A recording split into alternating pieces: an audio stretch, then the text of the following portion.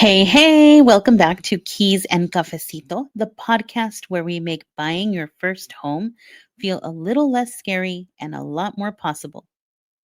I'm Anna Franklin, your realtor bestie, who's here to help you understand every step of your home buying journey without the jargon or the pressure. Today's episode is a big one because we are talking about writing your first offer. This is where it gets real. You found a home you love, or at least really, really like, and now you're ready to raise your hand and say, yes, I want this one. But how do you actually do that? What goes in the offer? And what if there's competition? Also, what happens after it's submitted? Let's walk through it, cafecito in hand. Okay, your offer is basically a formal way of saying, hi, I'm a serious buyer. I want this house, and here's what I'm offering to pay and the terms that I am proposing. Here's what a typical offer includes: the purchase price. This is your offer amount. It can be full price, below list, or above, depending on the market and strategy. It's important to listen to your realtor and understand the comparables in the market and market conditions before deciding on what purchase price to offer.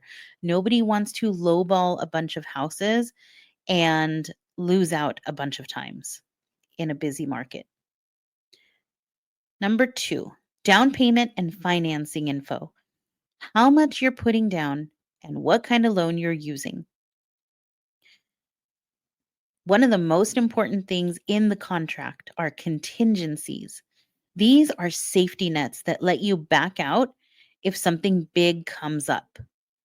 And these are what protect your deposit, especially your earnest money.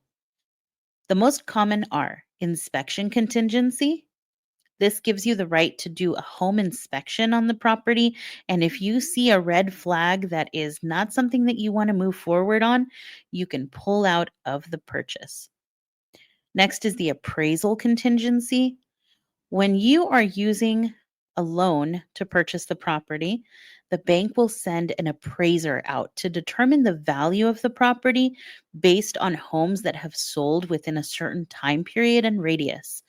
If that amount that the appraiser determines is the same or higher than the value that you've actually put down as your purchase price, then you're all good to go. But sometimes the appraiser believes that the value of the home is below the amount that you offered.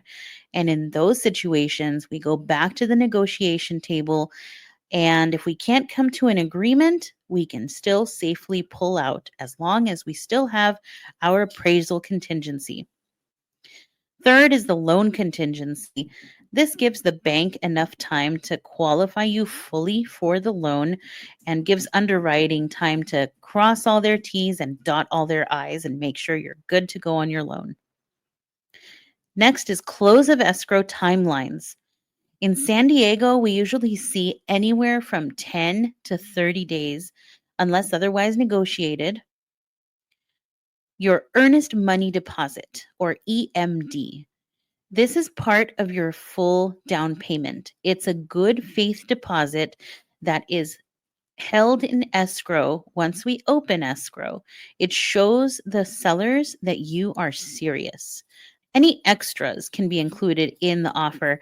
These can include things like asking for seller credits, furniture, or appliances. Your agent, me, will write all of this up on an official purchase agreement and explain each part so you can feel confident before signing. So, how do we make your offer strong? Especially in competitive markets, it's not just about offering the most money. It's about presenting the cleanest, most compelling offer. Here are some ways we make your offer stand out: by being pre-approved, not just pre-qualified; by offering tight timelines that still give you time to breathe; by presenting a strong EMD, or earnest money deposit. It shows that you are invested; and working with a known and respected mortgage broker, or lender, like my girl Vanessa. I will introduce you all in a future episode. And let's not forget communication. If I, as your agent, have a good relationship with the listing agent, that can go a long way toward getting your offer accepted. Remember, the goal isn't just to win, it's to win in a way that protects you. So, what happens after we submit? After we submit your offer, here are the most common scenarios. They accept. Hooray! We open escrow and we move forward. They counter. They might tweak a few terms like price, closing date, or credits and send us a counter offer. We can then accept it, counter back, or walk away. Or they reject. Sometimes they just say no. It stings, but it's okay. We regroup and we keep looking. Offers are part strategy, part timing, and part emotion. While we wait for a response, I stay in close contact with the listing agent and I keep you updated every step of the way. Mindset check. Let's be real.